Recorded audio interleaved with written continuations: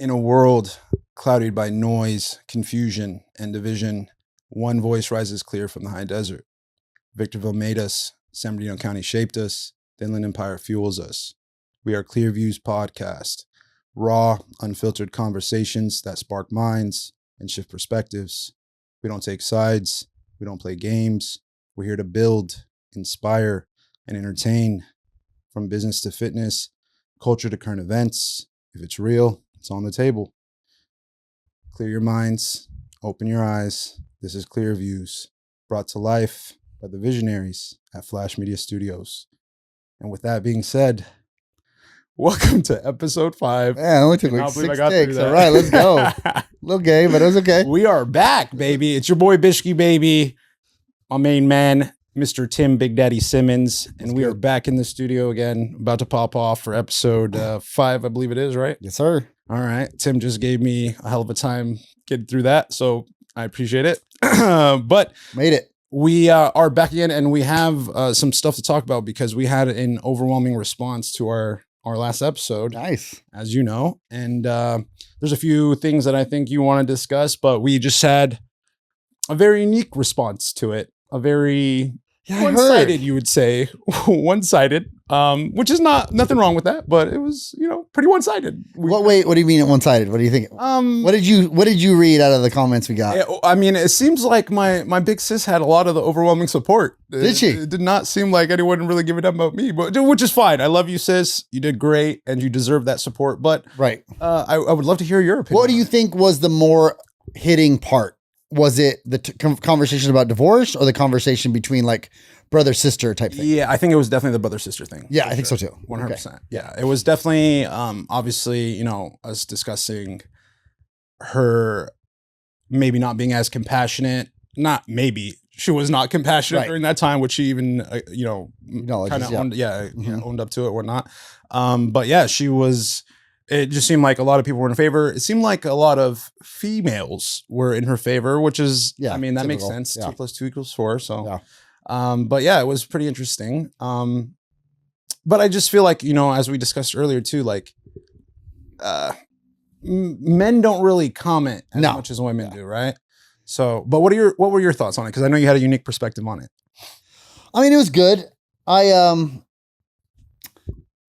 There was some parts where it really blew me away with the perspective of like the divorce part. For me, that part, those parts were kind of blew me away. Okay. In what regard?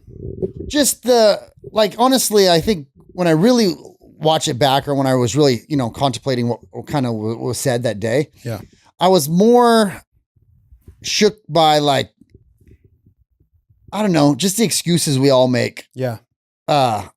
For divorce. Yeah. And I just really was,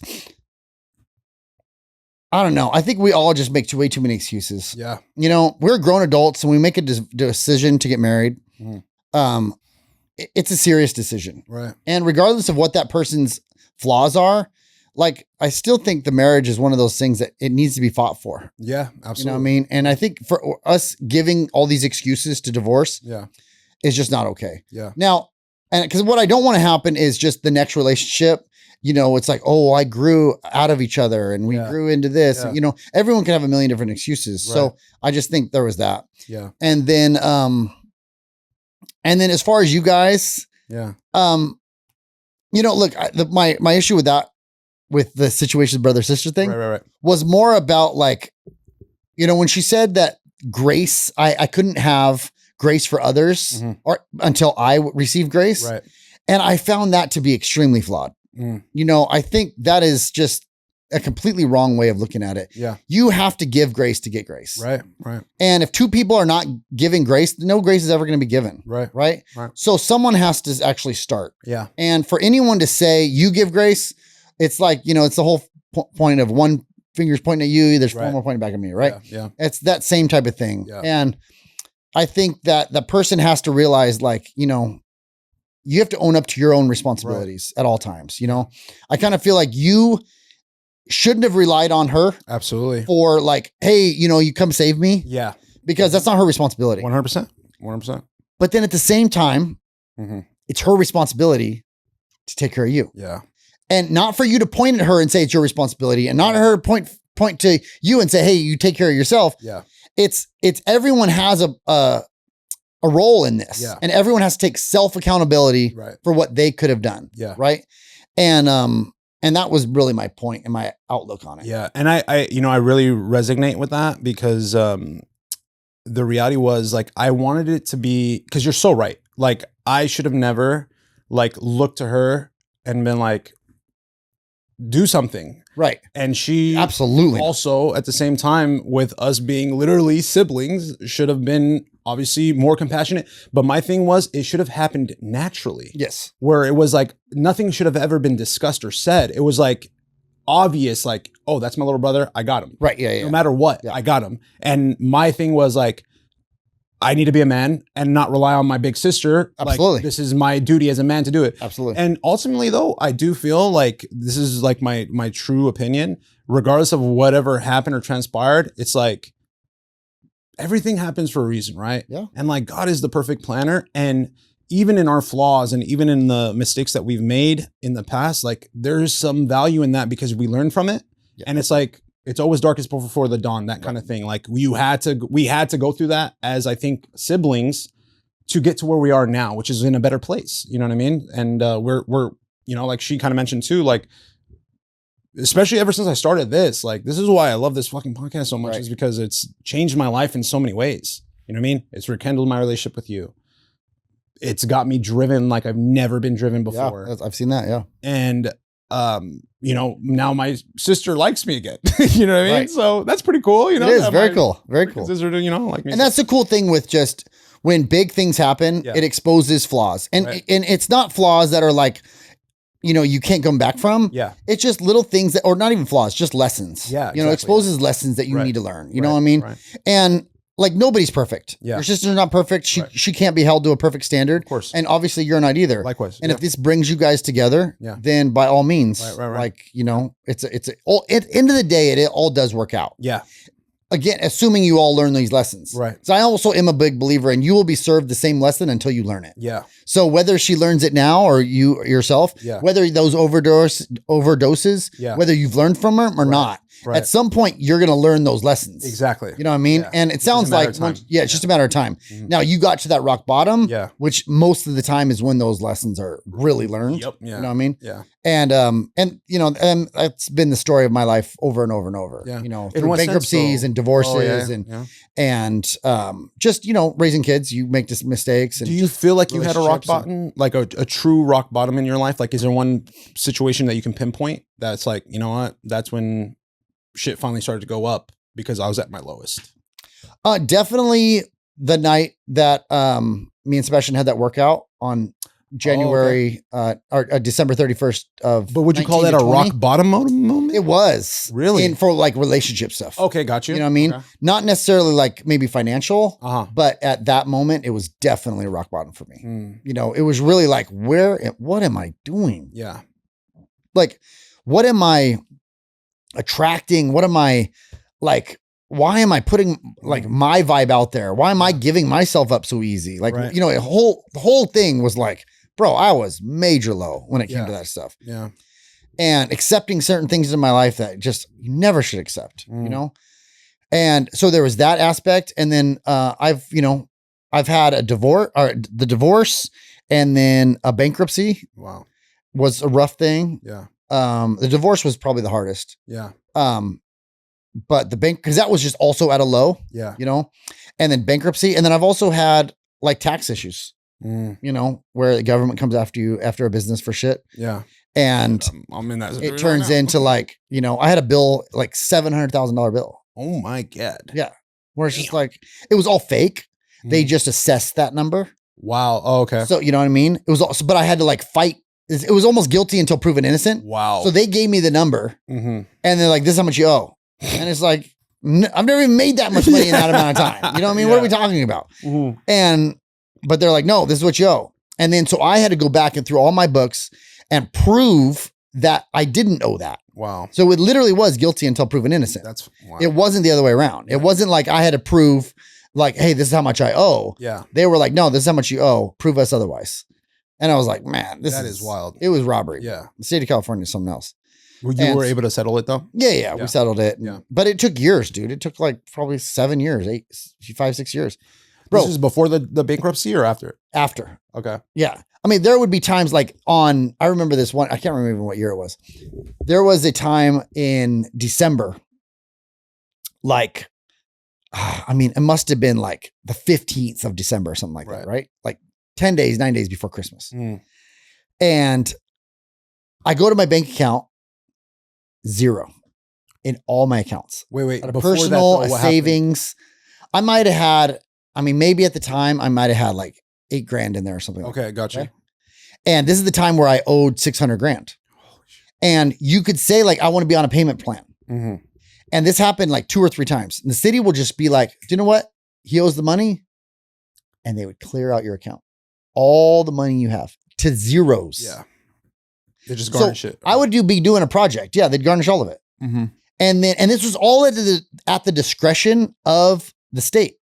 Like, so I could call them and be like, hey, what the hell? Yeah. Like, I need to buy material. I need to buy this. I need to buy that. And this is like money that I'm living off of, or this is even my money. Yeah. Like a client will give me like, $10,000 to do a project. Mm-hmm. And then I will use that $10,000 to go buy material, buy flooring, buy your paint, blah, blah, blah, blah, blah. And then whatever's left over, I get to keep, right? Yeah. And they would just take every dollar. And so I had that in particular session, the guy was actually, decent, but I had to actually fight to get like half of it back just so I could be like, okay, I have a little bit of money for put gas in my truck. And Christmas was, right around the corner. 9 days away. So I'm kind of like, bro, what are you doing? Yeah. And they're like, sorry, it's not you should have paid your taxes. I'm like, I did pay all my taxes. Yeah. You guys just came up with this asinine number. Bro.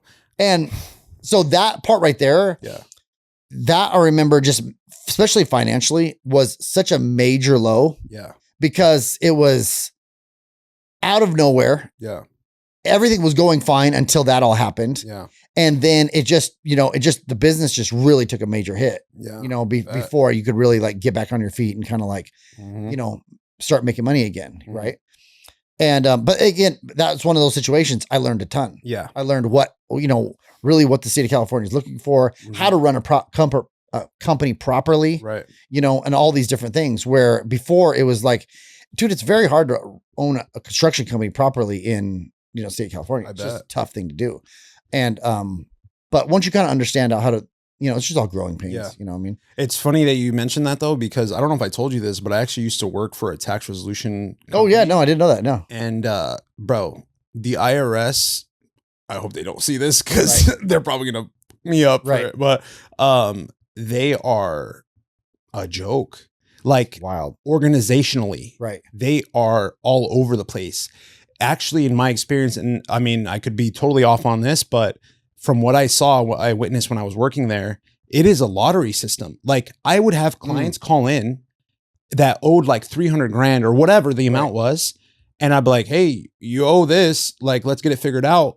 And they'd be like, bro, I've been owing that for 8 years and they haven't even reached out to me. And then I would have another person call in and be like, I owe 10 grand. I've only owed it for 1 year and they're already garnishing my wages. Oh, gotcha. Yeah. It was just wild. Yeah. And just to piggyback, just because I actually hated working in that industry because it was such a scam. And just the person that I am, like, I would just feel bad for people to waste their money with those kind of companies.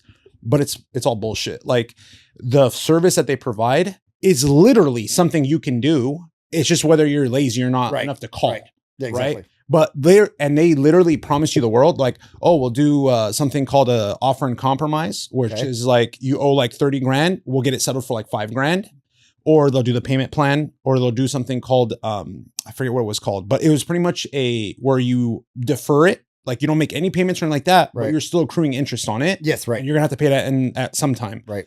And they're like, oh, the biggest one is obviously the offer and compromise because you're gonna get a huge chunk taken off.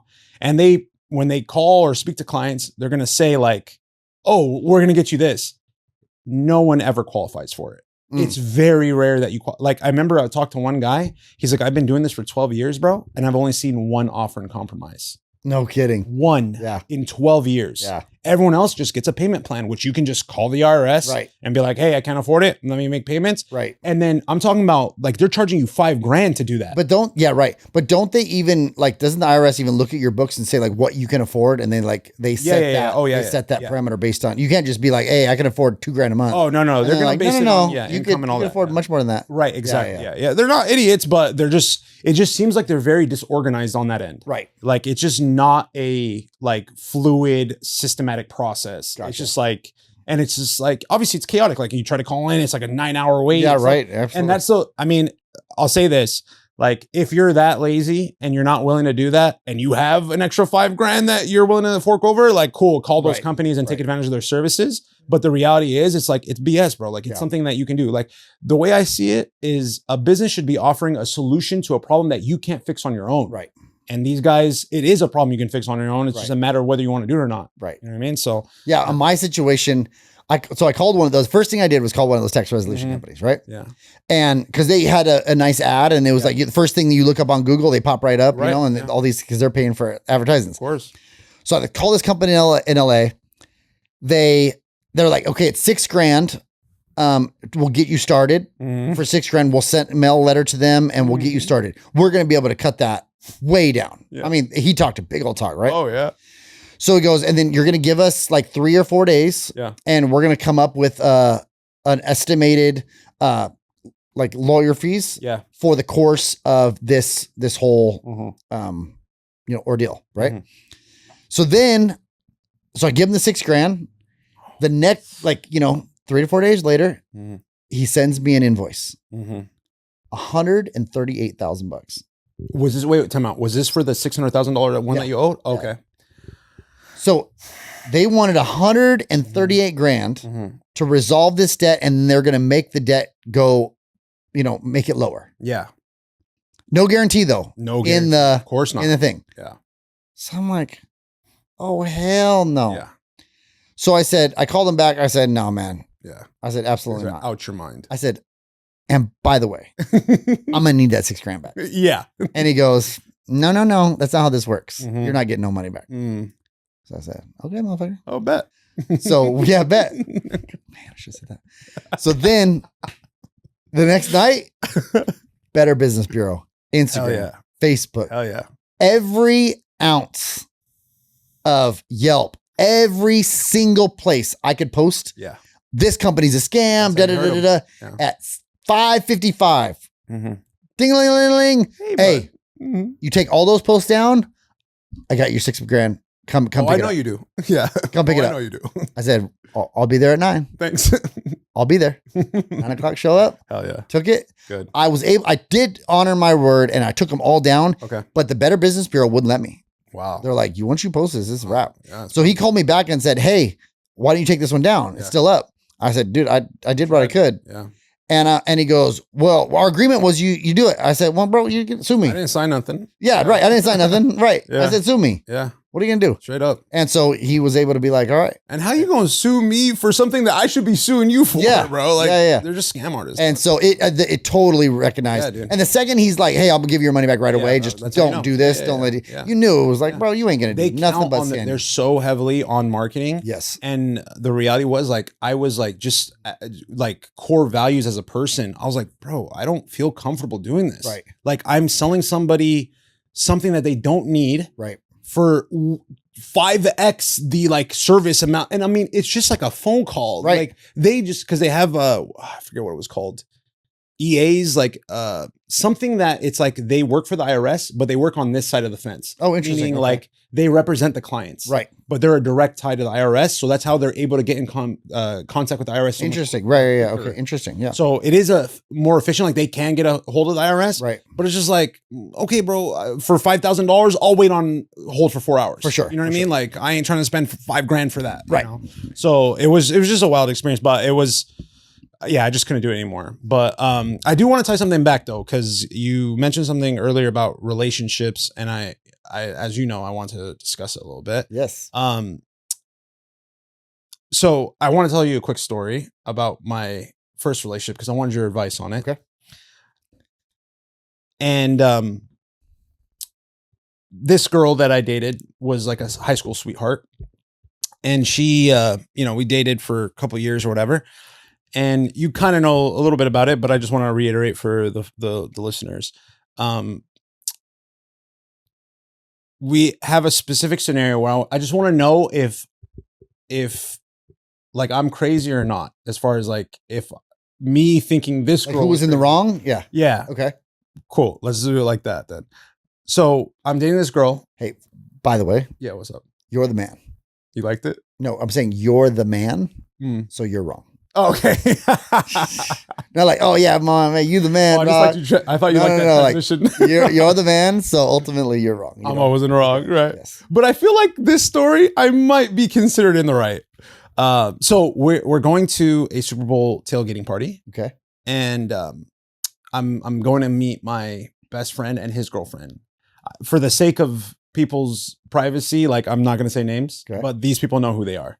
Especially my best friend at the time, like he still is. I have two best friends, well, three. I'll have a lot of best friends, but anyway, so we go to this tailgating party, and my girlfriend at the time, she did not like my best friend's girlfriend, because of the fact that she felt like she communicated with me more than anything, and she was like, she likes you, it's too flirty, blah blah blah, whatever.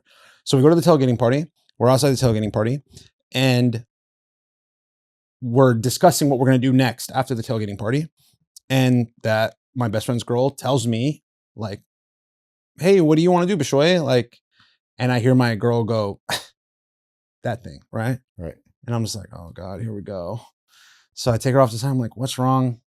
She's like, I just love how she always asks you what you want to do and not me. And I'm like, cause you have RBF 24/7 resting bitch face. Right. And she has attempted to ask you questions, but you Don't always, answer. Right. You just give her like, I don't know, whatever. So, and I'm like, on top of that, she just asked me, what do you want to do after in a group setting? My best friend's there. I'm there. You're there. It's not like we're off to the side talking. So she's like, whatever. So it ends up escalating. And I'm like, F this, like, I'm just going to take you home. So we're on the freeway driving back to her house. We're like arguing in the car. She's yelling and screaming. She's like, oh, you're going to take me home? Okay. And tries to jump out of the car. We're going 80 on the freeway. Oh my goodness. Right. And I mean, she's halfway out the car. And I'm just like, what the hell is going on? And obviously, knee-jerk reaction. I grab her and I pull her and I was like, are you crazy? What the hell are you doing? Blah, blah, blah. We end up going back to the house. She gets out of the car. She's like, oh, you're going to leave? I was like, dude, I'm out. I'm gone. I'm leaving. And she's like, oh, you're going to leave? You're going to leave? Whips out a knife that I had no idea she had and starts cutting herself in the street. Oh my goodness. I mean, in the middle of the street. And I mean, like, her face was like, like psycho face, bro. Oh man. And I'm just like, was she drunk at all? No. Okay. We didn't even start drinking yet. This is sober. This is what I'm talking about. Sober crazy, bro. So I wrestle. I mean, it was like a movie. Like I'm hitting her hand. Right. Trying to get the knife out. And I finally get it out and I grab it and I'm just like, go inside. We leave. A couple days later, I'm going to shorten the story just for time's sake. We leave. A couple days later, we get into another argument about girls, stuff like that. Actually, no, sorry. I was in college at the time. I think it was VVC actually. And I had a group project. There was 2 other girls in the project and 1 other guy. Okay. And we were all going to meet at the guy's house to do the project. We had to. It was for school. It was for my education. Right. She flips. You're just going there to have sex with those girls. I'm trying not to cuss. You're just going there to have sex with those girls. I'm like, I almost said her name. I'm like, babe, it's for school. You want to come? Like, do I have to have my girlfriend chaperone me? Like, that's so embarrassing. Like, no, like, just chill, dude. I'm going. If you go, we're done. I'm like, cool. Let me just drop out of school real quick because you're uncomfortable with me going working on a group project. I'm like, screw that. I'm going. So we argue, we fight. That night we had plans to hang out, but then, shit went left. So I'm like hiding away at my office where I was working at. And she calls me 182 times. Right. And I'm not exaggerating that number, 182 times. I don't answer, obviously. then I have her location and I see she's like at an Applebee's. And I'm like, who you with? What you mean? You don't got money for Applebee's? I usually pay the bill. Like, so I pull up and she's with her friend. And I come in and I'm like, okay. A girlfriend. A girlfriend, yeah. So I'm like, okay, cool. I had bought her a promise ring at the time. And I was like, I'm done. Thank God it wasn't a guy though. So I was just happy to see that. And I go in and I drop the ring in a cup and I'm like, I'm out. So then I go chill with that best friend and his girl. Like we're at a hookah lounge, chilling. Okay. And, we're hanging out and I'm like reevaluating my life. I'm like, all right, I'm about to be single. You know what I mean? Like, let me get back in the game, or, oh, can I handle this? Well, I'm just thinking to myself. And 30 minutes go by. I happen to sit down and my best friend's girl sits right next to me. Just in that moment, who walks through the door? My girl does. Right. So she sees it and she's like, I fucking knew it.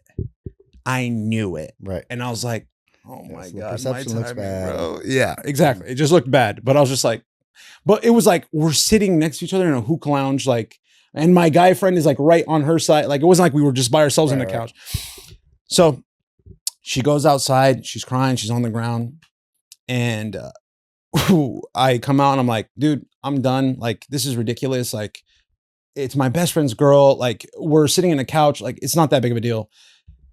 She's like, oh, it's not a big deal. It's not a big deal. Okay. She starts running off. And I was telling you, she was a track runner in high school and she was fucking good, dude. She ran long distance, everything. And my fat ass, I was just like, I'm like debating, like, should I run after her on foot or should I get in the car and chase her? Right. And I was like, shit. So I just go on foot, right? We end up going over there by Scandia, like I was telling you before too. And we then like get into I finally catch up to her, huffing and puffing. And so I'm like, wait. So I get to her and she's like, I'm telling her, I'm like, dude, first of all, it's 1 o'clock in the morning. You're dressed like, you know what? You need to go back. This is not safe. Right. No, I'm staying out here, blah, blah, blah. So she starts running off again. So I go and I grab her, but nothing hard. Right. Nothing serious. I'm just like giving her a hug. I'm like, stop, please stop. I'm begging her. What does she yell out? She does not. The R word, bro. Oh my goodness. Rape. In that moment, bro, I was just like, I'm so done with you. I'm disgusted. Yeah. How, and my fat ass just ran all the way over here for this. Yes. What the? Just trying to bring you back. Just trying to bring you back safely. Like, truest intentions in my heart was like, I just want to safely get her home. Right. Because I would be distraught if something happened to her. I feel like it's my fault.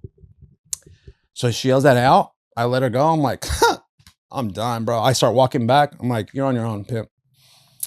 Turn the corner. What do I hear out? Joy, help. What the hell? So I run back. I'm like, what now? Right.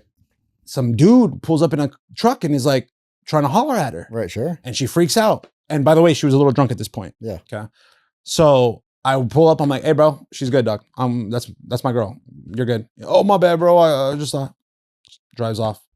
And then she immediately flips back to, oh, you think just because you did that, like I'm cool? Right. I'm like, no, you're right. Why would I think that? Oh, you're, man. Silly me. Right. Just saving you left and right. No big deal. So then we're arguing again. After that guy pulls away, she takes off the promise ring, which I spent like $1,500 on, and she throws it into the desert dark abyss. Right. And I'm just like, in slow motion, I'm like, $14.99, $14.98, $14.97 as it's losing value, as it's dropping into the desert, bro. And I'm just like, bro, I had to save and work. At the time, I'm like 20 years old, bro, working, minimum wage job, Sure. So I was just like, oh, she trying to test your boy, bro. She trying to test your boy. So then we argue again. We're getting loud. And then who drives by? A cop. Oh my God. The cop pulls up and I was like, oh my God, what if she says right? Anything again? Yeah. And I'm like, I don't know what she's going to do now. Yeah, like, of course not. Yeah. It's just, and luckily she stayed quiet. Thank God. Right. And I talked to the cop. I was like, my bad, officer. Like, and I'm worried too. Like, she's drunk. Like, I think I had a drink too or something. Right, sure, yeah. And it's just like, you know, it's sketch, bro. We're 20 years old. Like, you know, what's happening. like not even, I don't think we were even legal age yet. We might have been, but I don't know. I can't remember. But anyways, I end up talking to the cop like down. And he's like, okay, all right. Just, you guys need to get back to your car and all that stuff. Right. So I'm just like, in the back of my head, I'm thinking, just please God, if you're there, just let me get this chick to my car. Let me get her in her house. And I swear to God, I will go to church every Sunday. I will read the Bible. Deals with the devil, really. I will do everything you ask me moving forward. Right. Thank God I get her finally back to the car. I get her to the house. And then I'm done at that point. 2 weeks later, I found out she's pregnant with another dude's baby. Oh. And I just would like to know, do I have any fault in that story? Yeah. Staying with her, right? Yeah. Exactly. Yeah. I know. Yeah. I mean, that's part of the problem. I think that, you know, and bro, I've been all in those situations. And I think we're just too nice. That was the problem. Like, I was Captain Sabaho. You kind of have to just, like, the second you see these red flags, and there have been way more before that moment, I promise you. Oh, yeah. It's just being like, dude, you tolerated so much, and the girl's going to push as much as she can. Mm-hmm. And, you know, she clearly pushed that hard, and it worked every time. It did. You know, that manipulation worked constantly. Mm-hmm. Are you going to leave me? You're going to leave me? Like, that's all in a manipulation. Yeah. And so, and when you fall for it and you get manipulated by it, instead of just being like, look, I don't let anybody talk to me this way. Exactly. I don't let anybody treat me this way. I don't let anybody disrespect me this way. Right. And that's just having a high enough self-worth to be like, I don't want this. Yeah. I know my value. Yeah. Yeah. And I think a lot of this masculinity that has happened in our society is turned into, like, it makes it seem like this is what we're supposed to do. Like, we're supposed to be these nice guys. And, you know, as I've gotten older, I mean, the more and more I've realized, like, for one, women don't respect it. And at the end of the day, you don't respect yourself. No. Which is the ultimate slap in the face. When you 100%. When you do behaviors that you yourself don't respect, I mean, it shows. Yeah. You know? And so I think that's your biggest mistake is you showed a lot of self-hatred by allowing someone to treat you like that. Right. And the faster you can get out of those situations, the better. And it's so funny because I think you mentioned it. I can't remember which episode it was, but you had mentioned something where, like, pretty much like you just said right now, as far as like allowing them to push that boundary, and they lose respect for you for doing it. And then they obviously take advantage of it as well. Right. Yes. And, you know, it kind of leads into my next question. Like, what are your thoughts on, like, how has feminism developed in your opinion over time? Because I remember, like, back in my era, which was like 90s, early 2000s, it was much different than it is now. Right. And, you know, I feel like, at least I was told, you know, there's 3 levels of feminism, right? First level is like, you believe that, you know, women that are working the same job as a man, you should be equal pay. Like, that's level 1 of feminism, which I mean, I think that's fair, right? Like, if a girl is doing the same job as me and she's doing the same amount of work as me, she deserves the same amount of money. Like, there's nothing wrong with that.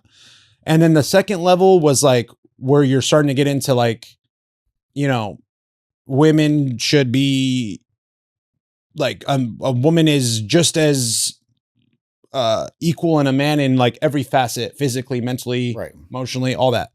And I think the third level was like when you start to get into like the LGBTQ kind of stuff. I don't know the details of that third level, nor do I want to. But I would say if any level, if I were to agree with any level, it'll just be level 1. The reality is, in my opinion, like we said before, I would love to see a competition where you put the strongest woman on the planet against the strongest man. You put the smartest woman on the planet against the smartest man. You put whatever and whatever, and let's duke it out. Yeah, but that is kind of done already. In what sense, though? Give me an example. Well, just in every facet of life. Yeah, like if they're the smartest, why are they not competing at the highest levels? Okay, yeah. You know, they say that men it's like a bell curve, right? Mm-hmm. So men are the dumbest, and men are also the smartest. Mm. Women fall within the middle bracket the most. Right.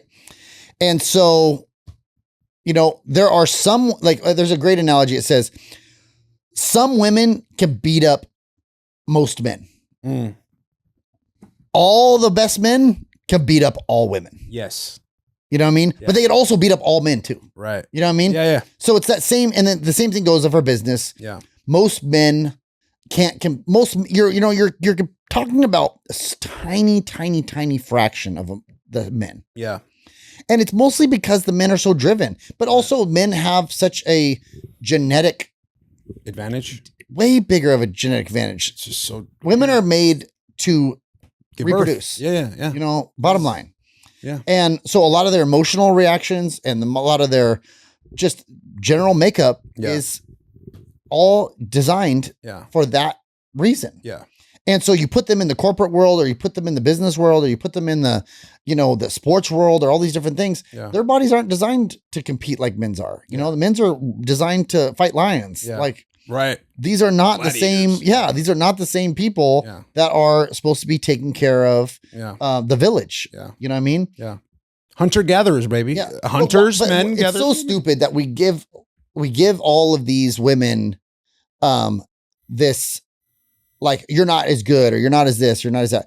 I mean, on some levels they're better. Right. When it's like, when they're putting the village together, putting a home together, putting, just on that aspect of like coordination and those things, women excel. Right. We're all good in different assets. Absolutely. Like there's no better or worse. Yeah. It's just you as an individual, what are you best at? Right. Go work at that. Right. Why does, just because you're good at this and I'm good at this, why are we even in competition? Right. Like it doesn't even make sense. Yeah. Like ultimately, and this is the thing too, society has a way of doing this, and we have a way of measuring success and measuring all these things, but everything really is a mental game against the world. Right. This is a single player game. It is. And so like, it's me against me. Yeah. You know what I mean? Yeah. It's like, I can't really compete about you with anything. Mm-hmm. I may be better at you at something, and you might be better at something than I am. Completely different. Right. But we're also talking at this stage of life. Yeah. What about, like, life is long. Yeah. You know what I mean? Yeah. Just because you peak when you're in high school, because you're the high school stud. Right. It's like, we always want to look at these little peak moments. Yeah.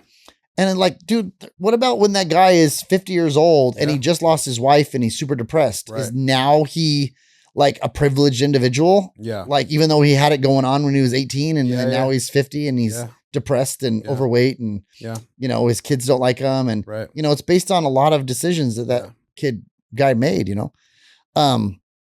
So I just see, like, society, we really want to compete against everybody, but mentally, I think you really, really, really need to stop and just look in the mirror. Yeah. This is a single player game. What are you doing to better yourself? Yeah. Stop worrying about what everyone else is doing to you. I think my biggest thing though, with like the whole feminism thing, I feel like that movement is what made damaging. It a competition. Like everything was chill in the 90s and the 2000s. Like, there was always talk of it, like the disparity in like whatever pay or whatever, which I like, again, me personally, as a person, my belief is that isn't right. Like, if a woman is doing the same job, she should be paid the same thing. Right. But all this other stuff, and like even like with the run with Hillary, like I was just like, chill. Right. Chill. Well, I think everything's been hijacked since like the early 2000s. Yeah. I feel like race relations were actually way better. Yeah. Then all the race hustlers come in and make it seem like everyone's racist. Everything is racist. Yeah. Every moment is racist. Everything. If you say one thing, it's because some deep city, that's where white privilege came from. All these little terms that popped out of nowhere became all popular. And a lot of this happened on college campuses. Same thing with the feminism stuff. And then the feminism stuff, it's someone is making money on this grift. Oh, right. I mean, and that's really what's happening. Yeah. And they're pushing this because they're making money on it. Yeah. So they're pushing that narrative, pushing the race narrative, they're pushing the gender narrative, they're pushing the gay narrative, they're pushing the, just you go down the list and it's just a narrative. Mm-hmm. And the victims, like, they've been talking about this for years. The victims have gotten all the attention lately. Yeah. And so even if you're a criminal, you actually get the attention because somehow you're the victim because your daddy didn't hug you. Mm-hmm. So now it's okay that you robbed that liquor store because of this. It's just like, no, doesn't give you excuses to go rob a liquor store. Right. Like now you're causing trauma on somebody else. Yeah. Like just because you went through trauma at 8 doesn't mean you could install trauma at 42 at this lady. Yeah. Like it's stupid. I'm glad you brought that up though, because I actually want to talk about mental health for a second. Like, again, I can only speak on my experience, right? All I know is in the early 90s and in the early 2000s, really before the recession, the 07, 08 recession, definitely. I remember from like 1990, I was born, right, to 2007, like the world was not what it was or what it is now, right? Absolutely like as far as like what we viewed and like what was like the topics, like socially speaking. Mm-hmm. And it seems like, I don't know, like if I had to pinpoint, like when did this all start, was like, it kind of seems like after 9/11, right? Like it just seems like the world changed, obviously. That was a crazy day, obviously. And it was a historical moment and insane, right?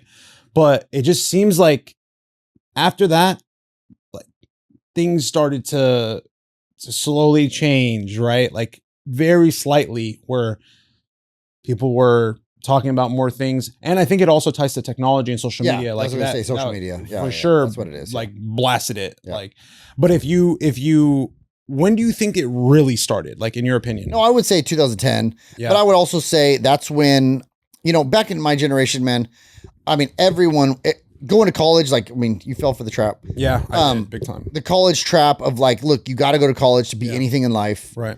All the trades kind of like really suffered because everyone's telling you need to go to college no matter what you do. Yeah. Companies were saying they need to hire you. And, for a nonsense job, you just needed a bachelor's. Didn't even matter what it was in. Doesn't even matter what it's in. You can have a bachelor's in fuckle arts. Yeah. Yeah. Arts. Yeah. And all of a sudden they're like, well, do you have a bachelor's? They're not caring. Do you have a bachelor's in the field that we're actually doing? Yeah. They're just like, do you have a bachelor's? Yeah. And then they would say, well, it just shows that you are teachable, so that's why we're going to hire you. Right. I mean, the reality is it's just nonsense. It is. I mean, if you actually put your work into the field, you're not coming into debt, blah, blah, blah. But what's happening is I think they pushed this narrative that you need to go to school. And as everyone went to school, everyone literally got brainwashed. Yeah. That's what I think. Yeah. Because I think that's where everyone comes out and they have this different realm of what reality is like. Yeah. It's not what you learn in college. It's not even not close. Even from like a studies point, like I just want to say this real quick. The one thing that I would say college did teach, or what I'll say it does teach you, all it does is prepare you to work in the corporate world. It teaches you how to work in groups. It teaches you how to meet deadlines, and it teaches you how to be consistent in a workplace. Okay. That's literally it. Everything I learned, everything. I have a buddy that he went to the same school as me, right? Mm-hmm. I told you I have 2 MBAs, right?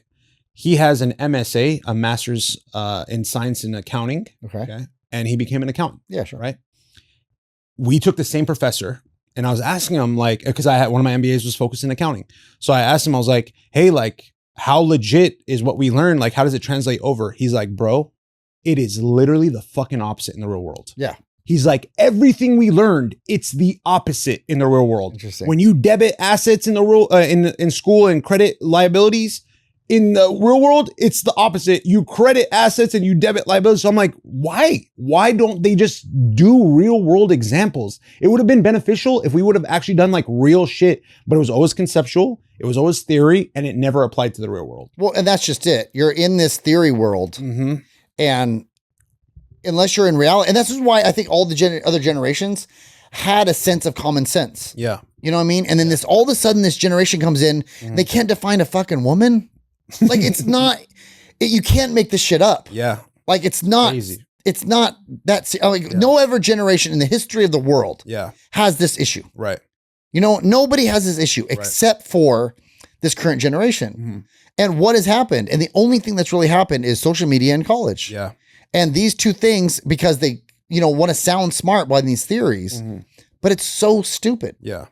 But it's worked. Yeah. Whatever it's done, it's worked. It's really hurt, I think, a lot of people. Oh, dude. And because the real world just isn't that way. It really the sky is blue. Yeah. People are going to be like, well, yeah, but actually sometimes it's orange. Yeah. No. It's like, Up is up, down is down. Yeah, you know what I mean? You could argue anything you want. Like, Yeah. you know, the exception doesn't make the rule. Right. Like, and the same thing, men are men, women are women. You can easily tell them apart. You know what a man is. Did you ever have any in like growing up in your time? Because I know for me, like the idea of like gender fluidity and like, you know, binary. I was like, what? About ones and zeros. I was like, what? No, isn't that coding, bro? Isn't that ChatGPT? No, this has all been some weird brainwash thing that these people have gone through. And sad part is it's just they believe it. Yeah. Like hook, line, and sinker. They like believe this stuff. Now let me ask you this though. Let's play both sides, or I'll play the other side.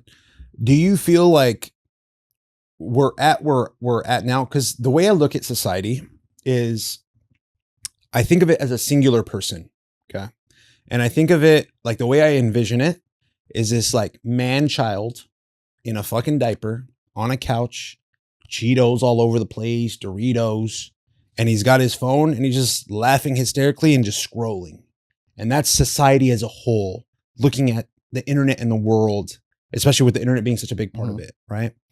And this person, society, decides what's trending, what's important, what's this, what's that. Yeah. Do you feel like we're at where we're at now just because there is more information, there is more technology, and like our mindset as a society has either matured, which I feel it's like the opposite, but like evolved. We'll say evolved. And that's why it's kind of like when we look at like the idea of like the industrial age to the technology age, do you feel like society has gotten to that point and this is like more like we didn't talk about these things back in the day because we just weren't privy to them? Or do you feel like it's something else? No, I think it's something else. I think it's kind of like for one, society is probably bored. And it's like we want to, I think this is another thing too. Even as men and everybody, we want to like conquer and fight something. Yeah. You know, there's always this battle out there. Yeah. You know, wherever that battle is. Testosterone. Yeah. And so you want to battle like good versus evil. Yeah. You know what I mean? And if you think you're on the right side, I mean, all battles are by two people who see themselves as the good guys. Yeah. Yeah. You know, even Hitler thought he was doing good. Right. You know, he didn't do that because he was like, I'm this evil man and I want to kill people. In his mind, he was doing good for his people. Right. Yeah. And that is where a lot of evil comes out of good things. Yeah. Right. I mean, in their perception of good things, right. Yeah. But you got to find out what side you're on. Yeah. And sometimes it's really hard to understand what side you're on. Yeah. Because you might have really legitimate reasons of why you're doing good. Yeah. But ultimately, it's an evil, very, very evil act at times, right? And this is why I think you have to go back to God, and God is going to sit you. He'll tell you what's actually good and evil. Yeah. I mean, that's literally paints it out. Yeah. Exactly. And obviously murder of any sign is evil. Right. And so I think that's a big thing. And the fact that we've all gotten away from religion is I think one of the bigger things. But one thing I love right now is I think, you know, again, I'm not no scholar on this stuff, but I am seeing this new generation. They are not fucking around. I see them as I think they're going to be rockstar generation. Like my son and my boys. Yeah. They're yours. Their friend group, their, the things they listen to and they watch, they're the most religious group that's been since like my mom's religion. I mean, sorry, my mom's baby boomers generation. They're done with all the racist crap. Yeah. They're done with the sexist crap. They're done with the men are bad crap. Yeah. They're done with all the gay stuff. They're done with it. And I think there is a small portion of people probably my age that have kind of forced that on their kids or have had a big influence on kids to be like the extremes. Yeah. But for the most part as a generation, dude, the Joe Rogans are the freaking, they're the superstars now. Yeah. Yeah. It's LeBron James, as good as he is, to be honest, most people don't like him. Amen. Most people just don't like him. Yeah. He didn't have the aura of Kobe. He didn't have the aura of Jordan. Right. He's not like NBA has tried to force LeBron on society that this is the GOAT. Yeah. And society is looking at it like, for one, we don't care. And no, he ain't. Yeah, definitely. He just ain't. No. and it's, and it's super interesting. Yeah. Like he's been a great player. Yeah. But the fact that you're forcing all this to happen, and that's kind of what's happened with everything. That generation has seen all of these forced things come into their life. Yeah. And they're like, we don't want to be forced. Yeah. We're done. Yeah. We're not going to fall for all this bullshit, which is awesome. Yeah. They're the truth. I think they're the generation of truth. They want truth. Now, let me ask you this. So do you feel like, and they don't want college either. You're like that generation, your son's generation? They don't want college. They're done. But do you feel like that's just his friend group, or do you see that as a greater whole? Because that's what I'm worried about. Like, I totally get it, because I've obviously met Bash and Dylan, and they're freaking studs. No, they are. I see it in their friend group, but then even when you listen to different, either different podcasts or different news stuff, it does talk about that this generation is the most religious generation. That's awesome. It is also, like I said, it's just done with a lot of that stuff. I think they're the generation that are actually looking for truth. Yeah. Our generation, we have been manipulated because our parents were always like, it's on TV or it's in a book. Very true. So if it's in a book or if it's on TV, it's facts. It's the truth. Yeah. Yeah. And then their generation is growing up, the TV, and if it's in a book, it's all lies. Yes. Yeah. So they're just looking, and they're so savvy with their phones. Exactly. Yeah. They're like, truth. They'll figure out 10 different articles and be like, nah, this is the truth. Yeah. They could wean through it much better. Okay. Where we're like, CNN says it. Right. I guess I better take my 18th booster. Yeah. You're right. You're so right. I guess I better, better vote this direction because he's a fascist. Yeah. I guess we better do these things. Yeah. And it's just like, think about that. None of it's true. Wow. And so that young generation is like, no, we're looking for truth. Yeah. And thank God. Yeah. Thank God that's the generation. Yeah. Thank God. And they don't want to hurt themselves. They don't want to freaking live a life of like, a lot of them also, everyone is definitely hooked on their phones. Yeah, for sure. But not the same way. Right. They're not in the same, what I'm seeing. Yeah. They're not in the same way of like, looking for loans just to get attention. Yeah. You know what I mean? They are, it's still like, that's just kind of where the world is. Right. But they're kind of accepting where they are. Yeah. You know what I mean? Yeah. And on like, almost like you would with like how it used to be. Yeah. Like this is my high school group. Yeah. I'm cool with this. Right. Like, and if I get bigger, great. Yeah. But they're not looking to like be the most popular person in the world anymore. Right. Yeah. Because I think our generation was so big on like, a celebrity like the Brad Pitts and the George Clooney and all these. You want there was these very narrow group of people that if you looked at like a Star magazine or a People magazine or you name the magazine, it was a group of 50 people that would be on every single magazine for years and years and years and years and years and years. There's not that anymore. Nobody gives a shit. Yeah. There's still little things like a Kanye or a Kim or, and all these Jake different. Paul, Logan Paul. Yeah. The Pauls, right. Exactly. Right. Or Tates or whatever. Right. There's still these small people, but they're real people. Yeah. You know what I mean? They're not the actors that are doing this fake stuff. Yeah. Right. And so I really think like the people are looking for, unless you're real. Yeah. People don't really like it. And I even think like the Kims. Oh yeah. Like she's taken probably a big hit. I'm not sure. Yeah. Because the females still tend to follow that stuff. Oh yeah. And most of what I'm saying actually really applies to the males. Yeah. The females are going the other direction though. Yeah. And so that is the issue. It's the female male dynamic is separating. I'm sorry. I should have cleared that up earlier. It's mostly the males are going this direction. Yeah. And the females are buying into like their the patriarchy and all these different things that they're being held back. Yeah. And but the females, I don't know. They're looking at trad wife has been, do you know trad wife? No, like what's that? That's like traditional wife. Oh, okay. Got you. Okay. So that's like a little slang they use, trad wife. Nice. And then, so you're either like a trad wife or you're an OnlyFans girl. You know what I mean? Those are like there's two opposites of the women, you know what I mean? And,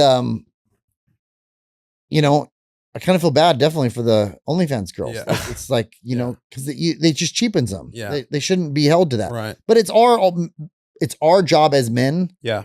To set the standard of what women should act like. Exactly. Yeah. And, if you accept a girl who's, sold herself like that. Right. I mean, again, shame is tough. Yeah. But there should be shame in that. No. Yeah. Who wants to wear that? Right. Who wants to marry something that everybody in the world is seeing? Nobody wants to marry this. It's so crazy you say that because this kind of ties back like you know, with my story, right? You know, back then I was totally, like I said, a simp in a like a Captain Save-A-Ho. Sure. Now your boy is cold blooded. I could care less. And two, like, if she's not a woman of God, I'm not even gonna bother. Yeah, you know what can. I mean? Yeah. But to tie it into what you just said right now, like the OF or the tradwife, like there's a famous YouTuber named Nick Sayerman, right? And cool guy, like really big. He blew up like recently too. And he was dating an OF girl. And I remember watching him on a podcast, and he was discussing how like they were having problems in their relationship, and it's because of what she does. You know what I mean? But in the beginning, like, I guess from the story was like, he was telling her like, oh, I'm cool with it. You know, like, do you, women empowerment, all that stuff. Mm-hmm. And then you give that just enough time, bro. And a guy will always be like, fuck that. You're not showing your, you know, what's off to other dudes. Like, you're my chick. You know what I mean? Yeah. So it became an issue. Yeah. Right. And it's just like, that's where I feel like that female generation is headed. And it's scary because I'm like, man, there ain't gonna be no options for your boy down the road, because I am not the type of dude to like tolerate that. No, F that. You can't. It just shows a lack of just self-worth for the girl. Yeah. You know what I mean? I think it's like you said, selling your soul, because you're just giving in easily. Because dude, and that's another thing. Like, ever since starting this, like, I have a newfound respect for content creators, because I know too. now, and you know, Oh, absolutely. the level of work that goes into just making one of these motherfuckers, absolutely. right? And doing the editing and all that stuff. Like, I am doing literally 18-hour days. Yeah. And if I was just a hot girl with a nice outfit, I could take a quick little selfie, Right. post it. Oh, 1 million followers, just like that. Right. And I'm scraping Right. for 1 like, 2 likes, Right. 3 likes. You know what I mean? So it's just like, but I think, again, like, it ties back to you. We're the ones buying those subscriptions. Yes. We're the ones giving them the money. So why wouldn't they take advantage of it? Yeah. You know what I mean? And I think that generation is tired of that. You know, it goes back to the same thing. You know, a man who owns a yacht, it took him 60 years to be able to buy that yacht. You know what I mean? Yeah. And the girl just took one sexy picture and now she's on the yacht. Yeah. You know what I mean? Mhm. But that's kind of how it's supposed to be. Yeah. You know what I mean? The man's supposed to be the one working hard. He's supposed to be the one doing this. The fact that that man is allowing that girl to be on the yacht, I mean, it's kind of like, with the exception of his daughter, Right. like, he shouldn't accept that. Yeah. You know what I mean? But that's neither here nor there. Yeah. You know, if you made the money, you do Right. what you're going to do. And there's always been hoes Yeah. since the beginning of time. Yeah. You know, there's been girls out there there's been prostitutes. Oh, big time. Yeah. We should stop telling girls that they can, that being that is like bad, or it's just accept it for what it is. I mean, it's bad, obviously, Yeah. but I'm just saying, accept it for what it is, that those type of girls are out there. Yeah. And, you know, I think we need to be teaching our boys, like, avoid that. Yeah. Yeah. Avoid You gotta know how to porn, filter through. avoid, Yeah. you know, girls who sell themselves, Yeah. you know, and definitely that will take care of itself. The biggest problem we have is not a law that they want to make or anything. It's society. We all, big time. you have to change society's mind Yes. on what we accept and don't accept. Yeah. Laws really don't matter. Right. They really don't. It's Yeah. all, what is this society going to accept?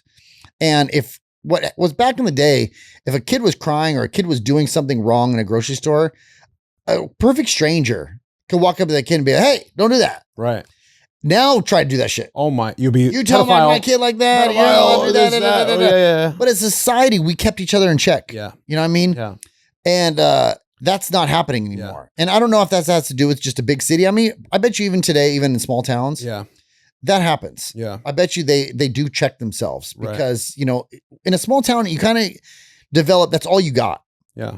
You know, on the streets of LA, dude, you'll pass a guy who's passed out on a park bench Mm-hmm. and you won't even be like, hey, bro, you live? Yeah, bro. It's You know what I sad. mean? But in a small town, if you know, like, dude, that's Jerry. Yeah. Like, hey, Call him up. he's usually not laying down like that Right, on the yeah. side of the road. Like, Always Jerry, do are you something. good? Yeah. You know, because no one's coming to save him. Yeah. You know, you are the part, you know? Yeah. In the city, you're always expecting somebody else to save him. Exactly. Yeah. You know, and that's just not happening in the small town. That's why I'm actually like, as much as I joke about it and whatnot, like, that's why I'm like really thankful that I grew up in Victorville. Yeah, bro. me too. So Totally. so thankful. Totally. Like, as much as like everyone from the HD and the Victorville area, Hesperia, Adelanto, Apple Valley, as much as we talk ish about it, and we're like, man, it sucks here, it's boring, blah blah blah. Like, I would much rather grow up there than grow up in LA, bro. 100%. Like, it is a smaller community out there. Like, everyone does know. I remember when I was in my 20s and I was going out a lot, like, I couldn't go somewhere without running into someone that I knew. 100%. You know what I mean? Yes. And it was just like, I like that, you know? And there was more of like a intimate, like, you know, we are from a small town, we are from a small city, like, we rep it, bro. Right. Like, you know what I mean? Like, we're proud to be from there, you know? So I'm very thankful actually that I did grow up in that type of environment. Yeah. I think it actually helped me, like, it helps shape you as a person too. Right. Because like you said, like, in that, you know, if Jerry's passed out on the bench, like, you're gonna look out for Jerry. Sure. You know? Whereas in LA, it's just like, I don't know you. I don't know nothing about you. Walk by. Yeah. Like, Yeah. if that is who we are as a society, that's really scary and really bad, you know, because we're like, where does it go from there? Yeah. You know, then we're going to just become savages and just be like, you know, like, well, where it goes is look how much homeless problems we have, you know, look how much drug abuse we have, look how much, you know, depression we have, suicide attempts we have, you know, the list goes on and on and on about mental health. Yeah. It's all mental health. Yeah. Ultimately. And I want to tie it back to that because I have a question for you. Do you think with it being like, there's obviously such a focus on mental health now, and it's not like, I feel like at least I think there's a talk about it. I don't that's think what I'm saying. Yeah, I don't think anyone's doing anything about it. No, definitely not. But I mean, like, it's discussed a lot. Like, it's like brought up in the news a lot, or at least like you hear it more. But you're, like you said, I agree. Like, there's not much being done. I mean, maybe there's these like government programs and, oh, here's a hotline, but it doesn't do anything. It's just a way of these people making money. Yeah, I agree. Oh, But so like, for the person that may be watching, that's like, F you guys, like, I am dealing with some shit. And listen, man, I you know, I went through some shit too, but I also was lucky enough to grow in an era where, thank God, it was almost like I fell into that trap because I gave into this society. Yeah, seculars. Like 1,000%. Like, I am the victim. Yes. Like, I did think like that when I was in my shit, you know? Absolutely. And then finally I was like, I'm a bitch, bro. Like, I need to man the fuck up. Yeah. No one gives a damn about me or what's going on with me. Absolutely. Like, I got to pull myself out of it. Yeah. And thank God I did. You know what I mean? Because ultimately it was me that pulled me out. 100% You know it was what I mean? you, yes. So, what do you say to those people that are like, I do have issues and mental health? Like, I'm trying to be tactful because I think, like, yes, you may be going through something, but I don't think you should succumb to it and like victimize yourself in it. I think you should have that mama mentality and be like, I'm going to use that shit as fuel, bro. Yeah, no, absolutely. I mean, ultimately, I think, you know, it all starts back, you know, with how you process things in your brain. But I also think, like, to be honest, I think God is the ultimate way. Yeah, 100%. That's just everything really rolls back on that. Yeah. If you don't have that foundation, then the world is going, and that's where I fell too. Same thing. Yeah. If I didn't have that foundation. I mean, I did have the foundation, and then I said, on it. and then I let the secular world come into my brain. Yeah. And I allowed myself to do things that I was never do today. Yeah. I'm like, what are you doing? Right. Like, what are you accepting of these people treating you this way? Right. What are you accepting in your life? What do you know, it's like, we always talk about like drugs, you know, like drugs are bad to take, right? Right. We don't understand. We also don't look at, like, you know, when we watch social media, dude, that's also toxic. Watching those things, bringing that in your brain, the food we put in the things we listen to, the music we listen to, all of this is it toxic or is it not?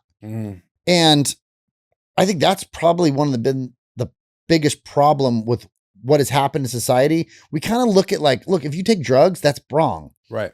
But I just listened to this rap music that is like endorsing it. Yeah. Endorsing drug abuse, women abuse, sex abuse, you know, all these different things.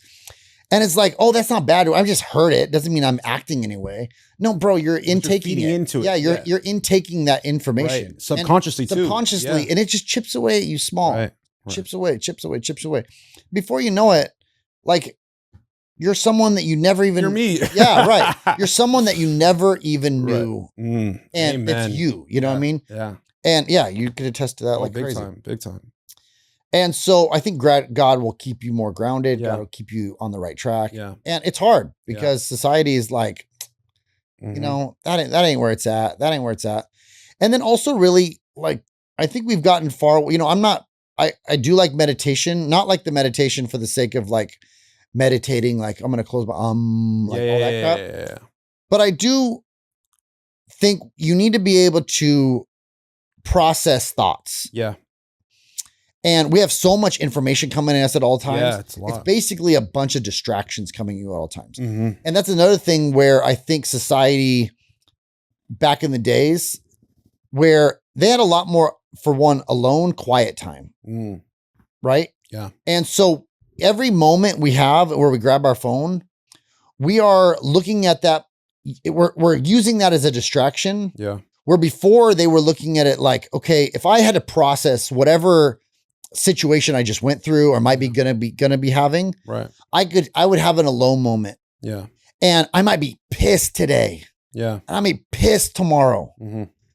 But I don't have any distractions where eventually I'm going to come to a line because I'm going to be thinking about this. Right. And I'm going to be like, you know what though? I could have acted differently. Probably shouldn't have done that. Maybe I did say something I shouldn't have said.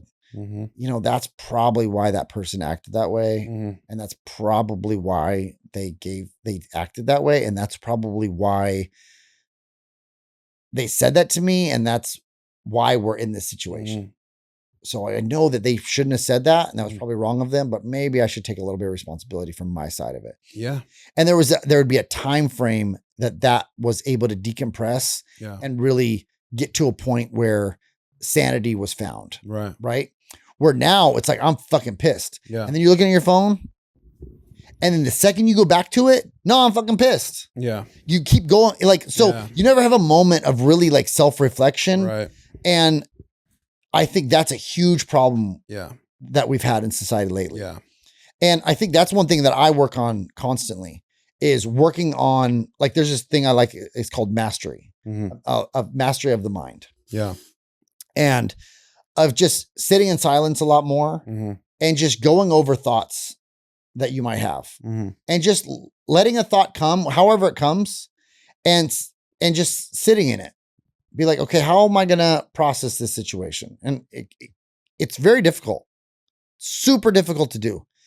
And everything I read about on this type of stuff is it's going to be small, little chips away at your situation, like almost like microdosing of it. Yeah. And you could focus more. Like, dude, try to do 10 breaths, focusing on the air coming out of your nose and out of your mouth. Into your nose, out of your mouth.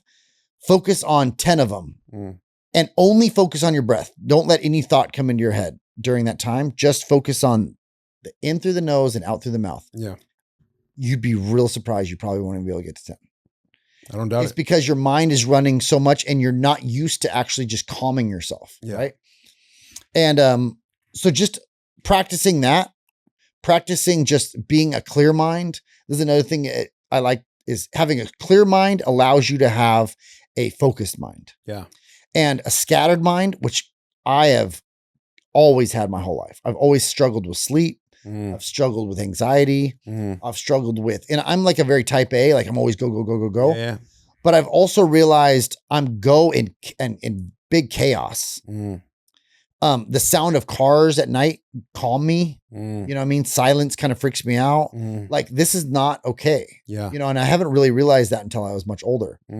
And so I've really realized, like, you got to be able to train your mind to be much more calm, and then you can actually make better decisions, you know?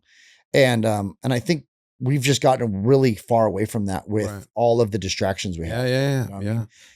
Do you think too, like that? I mean, at least this is my opinion, you know, tying to what you said as far as like God needs to be at that focus point, right? 100%. I feel like with the technology and with the advancements that we have and like social media and like information being so easily accessible, I feel like that in itself has pulled us farther from God, because now we have these distractions that have filled that space. Whereas back when we were growing up, it was like, you know, you had TV You maybe had sports, you maybe hung out with your friends, but there was a lot of dead time between that. You could pray, read the Bible, go to church.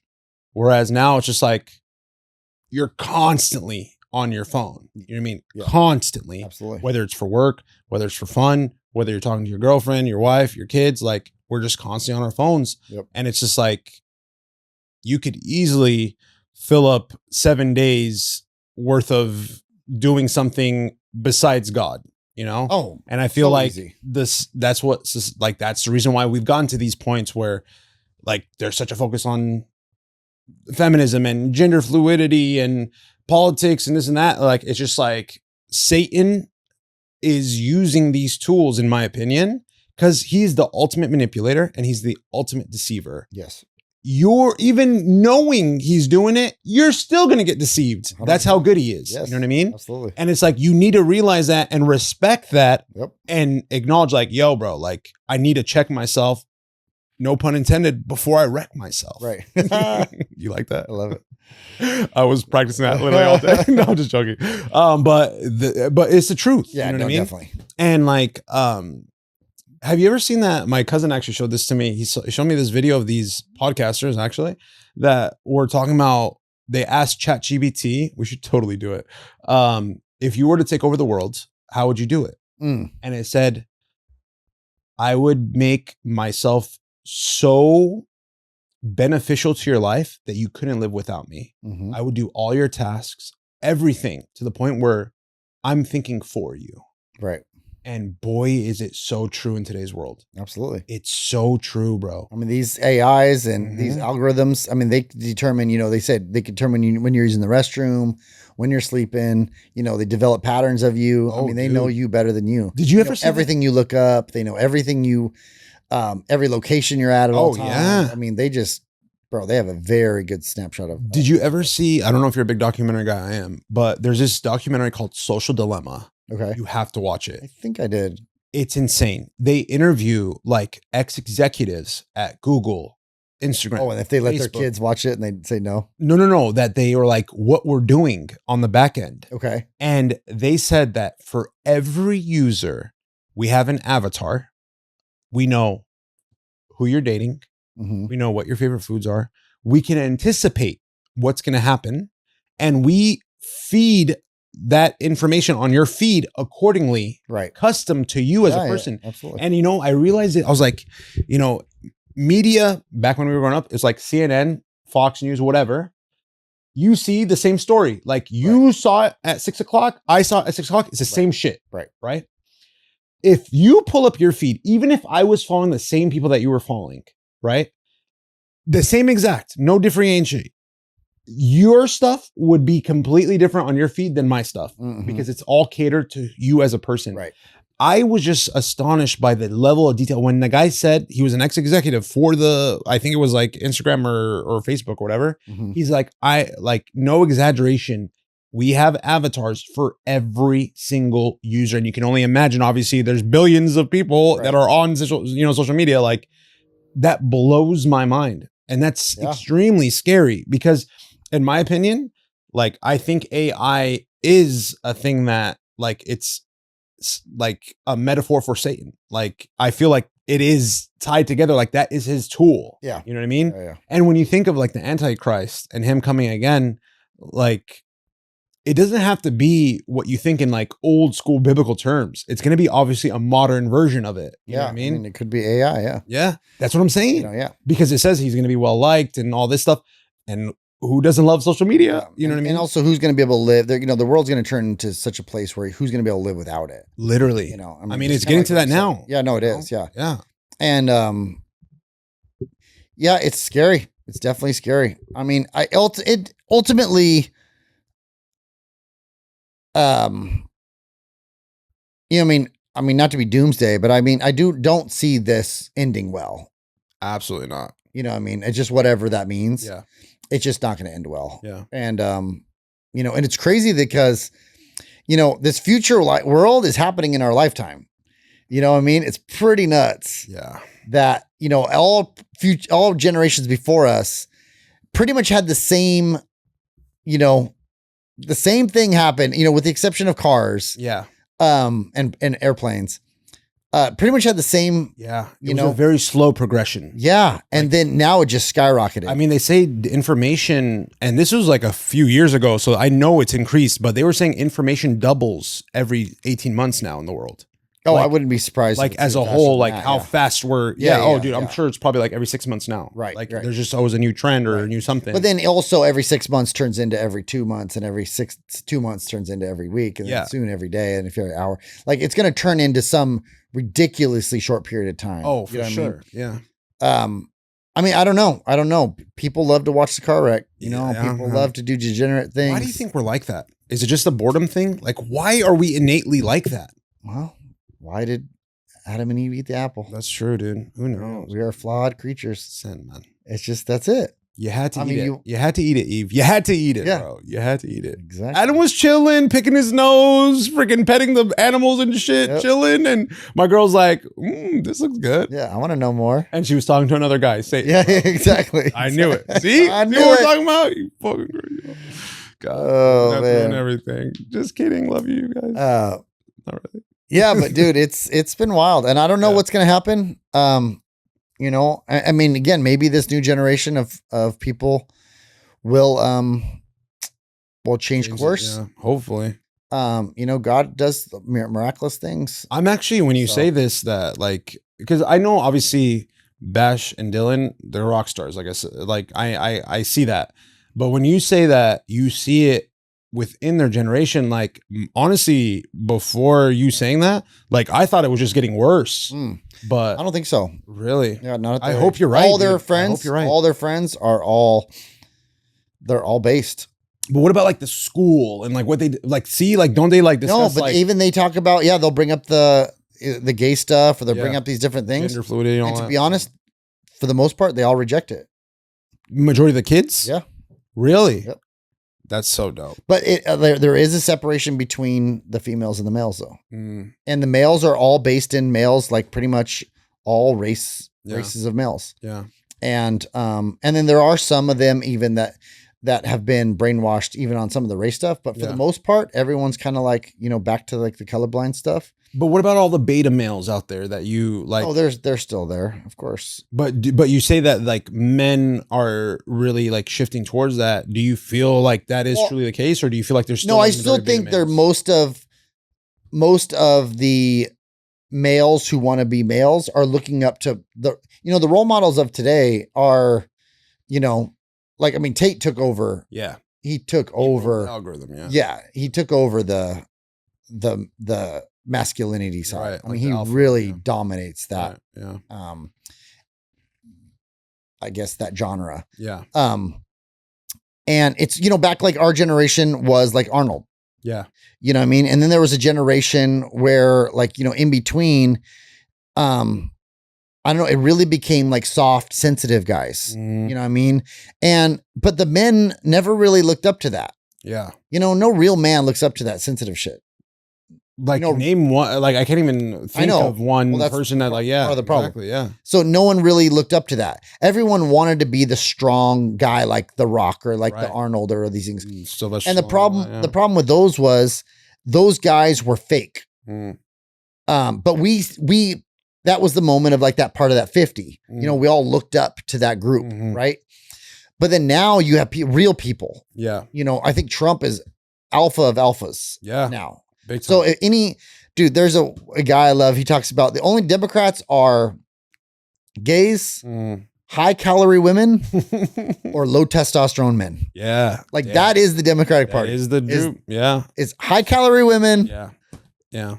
Low testosterone males. And it's so true though. Even every woman that I know that is like a strong, independent woman that are like just people that I like acquaintances and friends, all of them are conservative. 100%. All of them are all about Trump. 100%. Yeah. It's just those weak-minded people, the gimme. Yes. Oh, I'm the victim. The victim culture, those are the ones that are like, and there they really don't even is have your back on the Democratic side. That's what's even sadder. Yeah, but they're just in it for themselves. They're just trying to get something. You know what I mean? And that's part of the issue. Yeah. Where everybody else is kind of like, look, I don't need your help. Like, I don't want your help. I got it. Just get out the way. Let me do my thing. Yeah. I get this. I don't need your help. Yeah. And I mean, that's like who wants to be like begging someone for help all the time? Yeah, bro. It's ridiculous. Yeah. It's pathetic. It's very bad mindset. Yeah, especially as a man. Yeah. I don't care what kind of man you are. Yeah. Like if you are a man and you need someone to constantly help you and you're wondering like, oh, well, if it wasn't for this or if it wasn't for that, man, shut the fuck up. Yeah. Straight up. Look, we are men. At the end of the day, it doesn't matter. Yeah. It doesn't matter. Yeah. Like you've gone through a lot. I get it. Yeah. You still got to be a man. Yeah. Today. Dude. Like that's our burden. Right. I understand it sucks. Yeah. It sucks. Yeah. But what is your option? Yeah. Like you have a duty as a man to be a man. Right. Like stop making excuses or you shouldn't have to do that. If you shouldn't, then someone else should. Right. And that's not okay to put your burden onto somebody else, regardless of your trauma or regardless of what society's like or regardless of these things. And I mean, I think honestly, if men really embraced being a man, dude, being a man is the greatest thing. It really is. The greatest thing to have the responsibility all on us. So happy. It's the greatest. Me too. Yeah. And feminists would be like, of course, because you're the ones in power. And of course, they have no idea what it's like to be a man. All the pressure we have to deal with and these different things. They have no clue. And they think it's easy. They think it's this. No, it's not. We, as a man, we enjoy the pressure. Yeah. You know, we want give me the challenge. Pressure is the playground. Yeah. Give it to me. Where they're like, no, I want to chill. Yeah. I'm like, yeah. And it's our job to make you guys in that chill state. Right. But they're strong in their own way. Like, of course. And they fill that role, like, especially if they do fill that role, like there's nothing I think more impressive than a power couple that is truly like accepting of each one, like everyone's role. Like, let me ask you this, like with your dynamic with your wife, like what is that dynamic like? And I also want to ask, like, these thoughts that you have and these opinions that you have, like, how does she feel about them? Like if she was sitting in here right now, hearing everything, she would agree with everything I said. She'd be like, hell yeah. Right. Everything I'm saying. She would agree with everything. Especially when you backed up the truck that one time, you locked it in. No, she would agree with everything. That's the one thing about my wife that is, I can't stress enough, is the fact that this is pretty beautiful. She is the first woman that has really demanded me to be a man. I love it. And because she is so feminine. Does she have any sisters or cousins? Yeah, she does have sisters. But she demanded me to be a man. And it's been awesome because I'm like, yeah, like I love that challenge that she's kind of challenged me. She hasn't like put my manhood on like, you know, if you don't do this, you're not a man. Role. She's just like, yeah, like I got to work tonight. And she's like, yeah, good. She's not like, well, why are you not home? Why are you not this? Why are you not that? I'm like, no, she doesn't stress me when I have to go to work. She's just like, yeah, go. Wow. I want you to work. And when I come home, she's like, I'm proud of you for working hard. I hope you know you're lucky, man. Like, no, there's nothing better than that. Yeah. And it's just having that support system. Right. Someone that just loves you. Yeah. And is pushing you to be better. Yeah. You know what I mean? And I think all of us really want that. Right. But I think, and that's the thing. And I just want her to be a woman. Yeah. I just want her to be the best woman she could be. Exactly. And letting her be in her femininity. And right. And those things. And that's where I think us as a couple, for one, has been different from my other relationships. Yeah. And also it's been much more of if everything kind of falls into place when the dynamics are kind of the way they should be between a man and a woman. Right. You know what I mean? She lets me lead. She wants me to lead. Yeah. She doesn't want to take the lead. It drives her crazy if I ask too many questions. Yeah. She's like, no, you're not getting it. Lead. Yeah. And you got this. Yeah. And so, you know, I've had to develop that because, you know, our society is constantly like, well, we got to give this choice and we got to, you know, submit to that person. The other person might have feelings. And not that I'm not, you know, paying attention to those things. Right.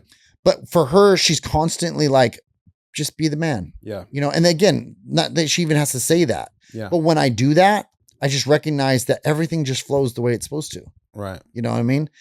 And so that's been pretty amazing. Yeah. And same thing with even with the kids, like be the example. Yeah. You know, that's what she's telling me. Right. Like and not without even telling me. She's showing like, be the example for these boys. Yeah. You don't need to sit there and have a long conversation with them. Yeah. Be the example. And all you got to do is that they're going to look at you and they're going to see what they need to do. Yeah. You don't need to sit there and tell them to do right or wrong or do this or that. Be that. Actions will always speak louder than words. It's 1,000,000%. And just for the record, ladies, that is the definition of a queen. That right. Agreed. 100%. Absolutely. Yeah. Absolutely. But see, a lot of women, they want to, like, even my past relationship, they'd want to compete. Yeah. And it's like, man, as a team, like I agree. It's us against the world. Let's compete. Right. But it's not us against each other. Yeah. And it's like, well, you have this going on and I have that going on. And what we need, you get to do that. I don't get to do that. Yeah. It's just like, no. Like accepting that we're different, accepting and pushing each other to do better. Yeah. Having the best intentions for each other. Yeah. And, these are all like kind of love. Right. They're, and I totally understand why the Bible says for a woman to respect her man and a man to love his woman, Yes. It doesn't say love, and it doesn't say respect. It's completely different things, right? It's so wild that it says that. Super wild. And it's right on point. So on point. And it really does come down to that. A man needs to be respected. Yes. And a woman just needs to be loved. Yes. That's it. It's just the reality of it. 1,000% is it. My biggest thing in relationships, just for any future potential candidates, is honesty, loyalty, and respect. Yes. You respect me by not putting yourself out there where other men can draw on you and shoot their shot, right? Out of respect to your man, you should not put yourself in those situations. Absolutely. You shouldn't be dressing in a certain way, especially if he's not there.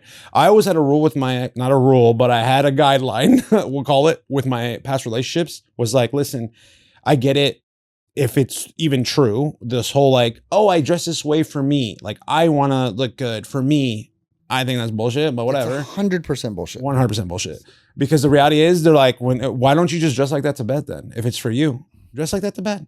But you want to be comfy at home. Why don't you want to be comfy outside? Like, I love, like, this is even too much for me. I prefer to be like in sweats, sneakers, like hair down. What is that Drake song? Hair tied, chilling on the couch with no makeup on. Like, that's what I want for my girl. Like, I think girls are super hot in Lululemons, yoga pants, and sweats. Like, I'd rather see them in that than anything. But I had told my exes, like, yo, cool. It's for you. Cool. You want to dress like that? Only when I'm out with you. If I'm not out with you, be respectful of me. Like, don't show your ass out and your titties out and stuff like that. So, because I know how guys think I'm a guy. Of course. Right? It's just the reality, right? And then at the same time too, being honest with me and being loyal more than anything. Oh yeah, 100%. That was something that, especially in that first relationship, that girl actually effed me up for the future, because going into that, I was like innocent, not jealous, nothing like that. And she brought all these insecurities out of me because of how she acted and the things that she did. Yeah. So then it carried over into future relationships. And I hated myself in that situation. I was like, why am I tripping on this, dude? Yes, right. Like, this is so pathetic. It was a beta male mindset. Yes, absolutely. And thank God, I snapped out of it with everything that has happened, and like I said, I'm a better man for it. But it's wild to me that it's like come to this, and like, I don't know. It just feels like, for me, looking out, like, I just like, are there any more left? Because everything that I see now is just like these women. Yeah. But maybe I'm looking in the wrong places, No, maybe honestly, it's, you have to be in a position in yourself. Yeah. That will attract that person. That's true. I mean, honestly, like that's what I came to that realization is, I promise you, that night that I prayed to God and really just changed everything. That's the moment that I submitted to God and said, like, look, you got to change me. Yeah. So stop making me try to change all these girls. Right. And immediately after that, I met my wife. So, and I don't think that was a coincidence. No. You know what I mean? Absolutely I think that not. was 1,000% God. And that's the truth. So, and I think that's really what it is. Like, God is the ultimate of planners. Right. When you are ready. Yeah. When you are ready, and when, she might not be ready yet. Yeah. That's you know what I mean? There's that part too. Yeah. It's only one. It's not like I need 5 wives. No, right. I just need one. And that's part of the thing too. You got to let her cook too. Yeah, that's true. She might be going through something right now. Yeah. That is going to help her be the wife that you need at some point. You know, I mean, and that's just the way things go. Amen. And so you got to be patient. Yeah. And I think you need to just continue to work on yourself. Yeah. And just like everybody, I don't care where you're at. Right. I mean, I don't care how much money you got. I don't care how much money you do have or don't have. Always be better. You always need to be working on yourself, working on how you can be a giver, not a taker. Yes. I'm a big believer in the 51-49. Like, want to live my life as the 51. And I think as a man, we need to be the 51. You need to be the one who gives more than the woman. I agree. Just because, again, I think I want all the pressure on me. Yeah. And I want to take all the pressure off of her. Yeah. That doesn't mean I'm going to sit there and be a simp and just take anything that you give me. I want to have clear boundaries of what I'm willing to accept from a partner. Yeah. And, but with that being said, I want to give everything to that person. Yeah. You know what I mean? Yeah. And I expect the same. Exactly. You know what I mean? Yeah. It needs and to be so it has to be reciprocated. Yeah. But, yeah, man. But I think mental health goes into a lot of this. Yeah. I think it's sad what women and males have, really come to and separated each other. But again, it's if you don't keep God centered, like the devil's going to come in and he's going to, he's going to put all these distractions in your life. He's going to tell you that he's trying to hold you down. Right. He's going to tell you that, oh, that guy over there is better than the guy you're with. Exactly. Yeah. And he's going to tell you that girl over there is better than who you're with. And there's all these different distractions. You don't even need a girl. You can just do porn. Right. Yeah. All these different things. Yeah. And it's just been a slow deterioration. Yeah.